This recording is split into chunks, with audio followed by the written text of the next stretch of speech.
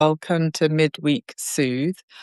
And as ever, I think the best place to start is on the floor. I think that's a really good way to sense what's happening to you today, sense how the morning's treated you, to have the support of the floor, I think is really important. So let's do that. So you're on the floor.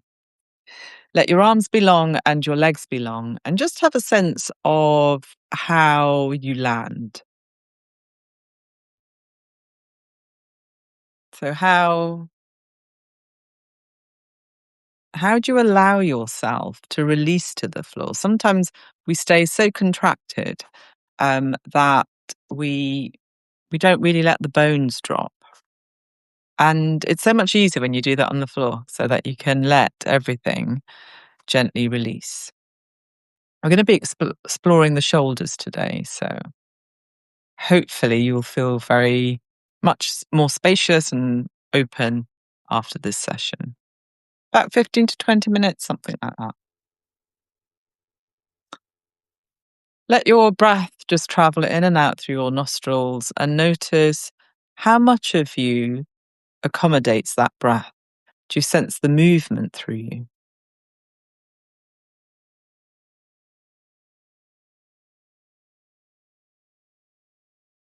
And can you feel the increase of pressure of the back of you on the floor on the inhale and the decrease of pressure on the exhale? Do you sense that?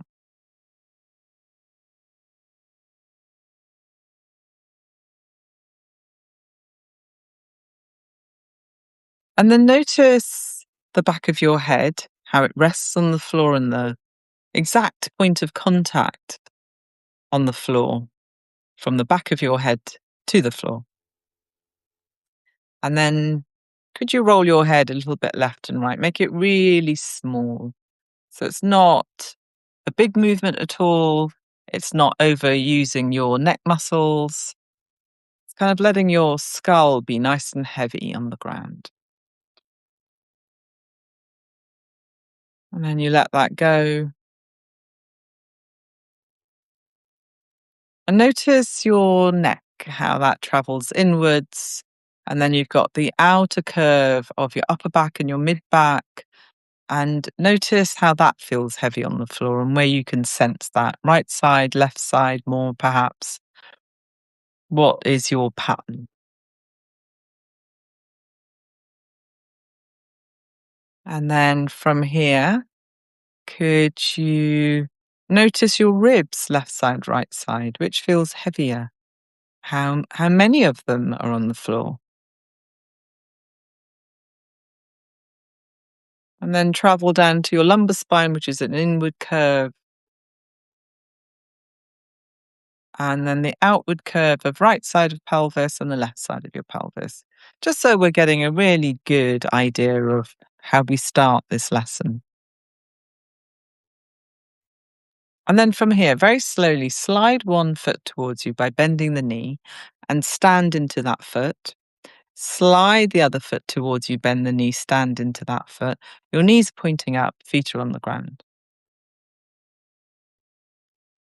And then from here, take your arms up to the ceiling and cross them over yourself and just see if you can travel to where your shoulder blades are. So it's not tight, you can kind of release it a little bit as long as you're touching some part of your shoulder. You'll notice that one hand will be under one armpit and one hand will be kind of on top of the shoulder, yeah? And if you were to do it the other way, obviously you're doing that. So just note which side, which arm on top, which arm is on top. Just note which arm is on top. So it's like you're giving yourself a little hug. And then with one hand, let's say with your left hand, and the left hand will always be on the right shoulder, whether it's underneath or whether it's on top. So with your left hand, could you very slowly take the weight of that shoulder blade, gently lift it a little bit away from the floor, but actually roll it towards the other side and then gently bring it back again. So you're lifting and rolling to the other side. And it's a really small movement. It's not a big movement at all.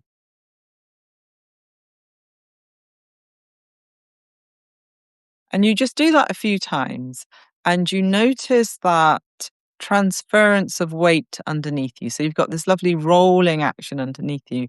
Could you do it from there rather than pulling on the shoulder blade? So I'm not pulling, I'm not yanking. I've just gently picked it up and I'm just rolling it and then I come back. So if you've just joined me, hello, your knees are bent, you're on the floor, and you've crossed your arms one over the other. If you want to do it like me, your left arm is on top, your right arm is underneath, but it kind of doesn't matter, just whichever arm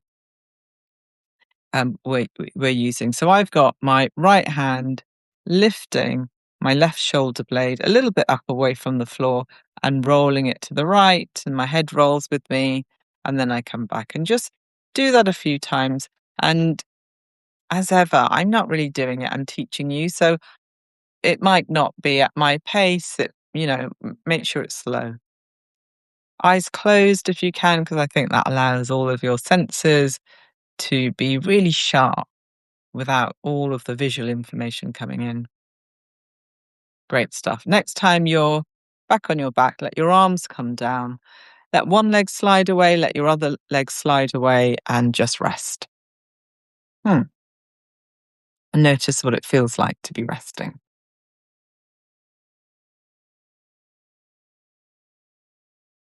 And you'll notice a difference. There'll be something different in how you lie. What is that difference? And see if you can do it.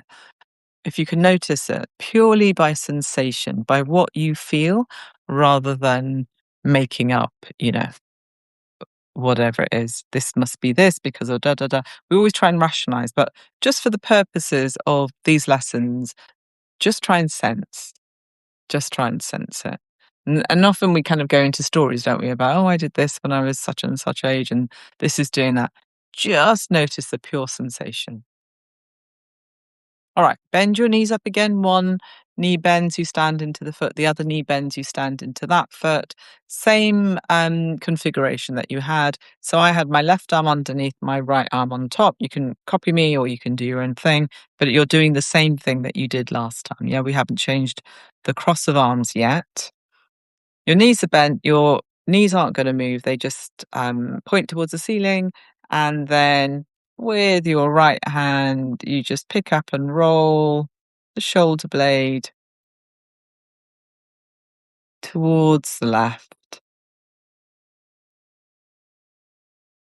towards the right, sorry. It's the opposite. Even I get confused sometimes. And you're rolling across the back of you, and it's just really easy. You're going to make one little change here. As you roll, as you pick up that shoulder blade and roll, could you just very slowly turn your head towards the shoulder that you're rolling and picking up, and then bring it back? So before we were rolling the head in the direction that the shoulder was moving in. So I was rolling to my right. And now I'm going to roll my head just softly to the left. And do that a few times. And don't forget to pause in the middle when everything comes together. So everything goes away at the same time and it comes back to the midline at the same time.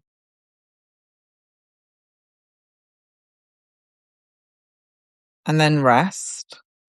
Keep this configuration and then take the head to the right again. Let your eyeballs freely move in your skull.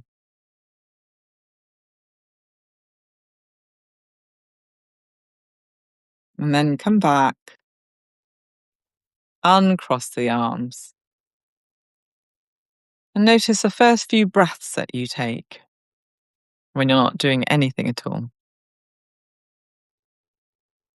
And maybe you'll notice that your lower jaw's dropped or your face feels softer.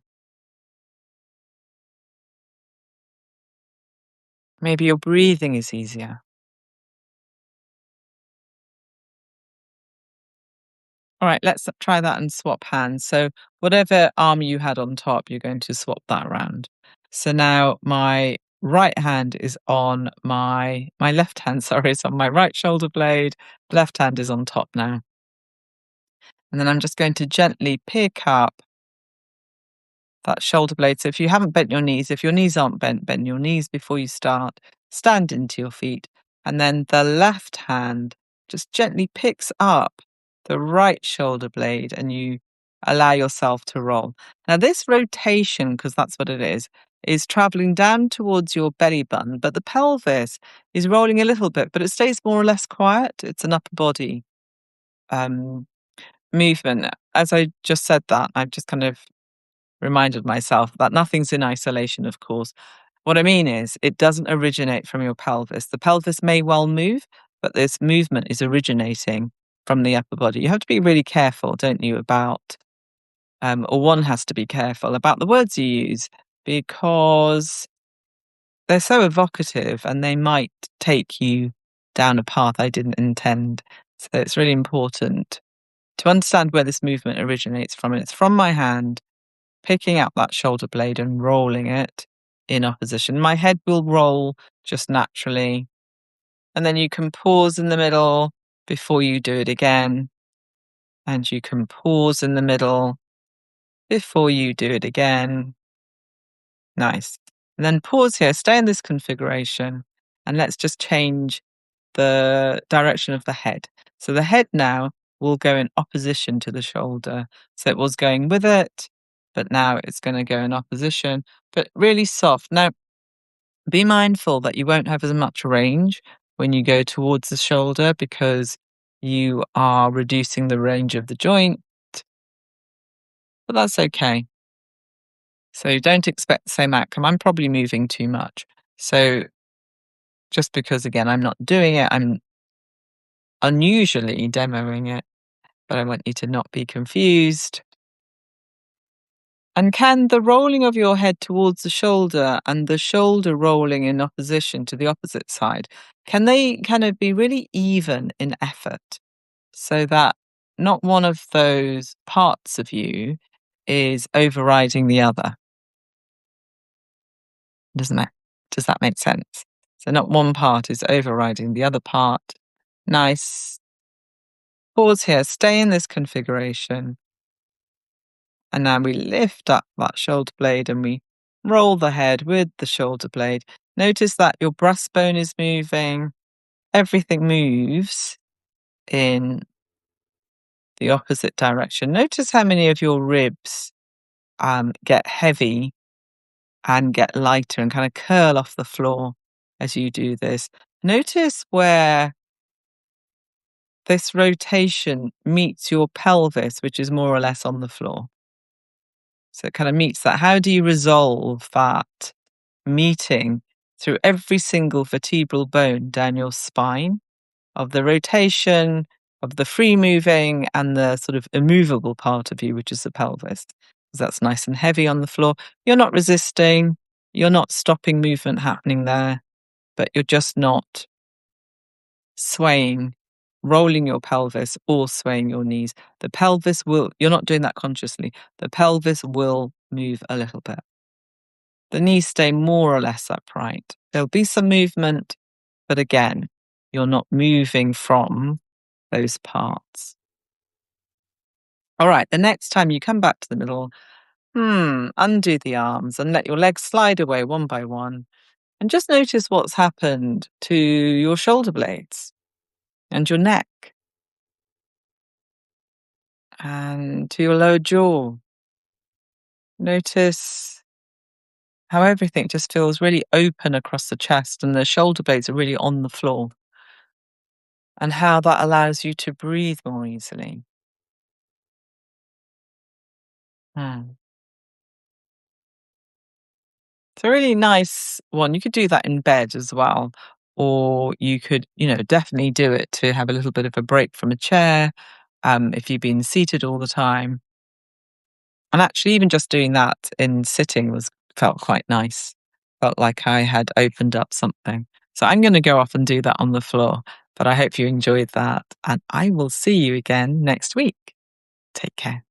Bye bye.